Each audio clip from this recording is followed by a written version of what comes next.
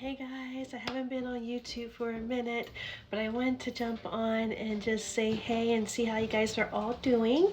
I just want to do a quick catch up to let you know what I've been working on lately. So yeah, just downsizing. The pandemic made me focus on what's more important. So we're going back to our fixer-upper. We got her 4 years ago. I'll link the previous videos when we first got her, when she first looked like, and we're working on her finally.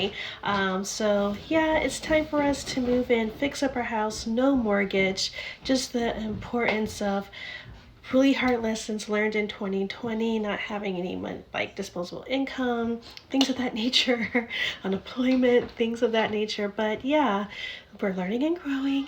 We're going to fix her up ourselves, and we want to take you guys with us. Enjoy.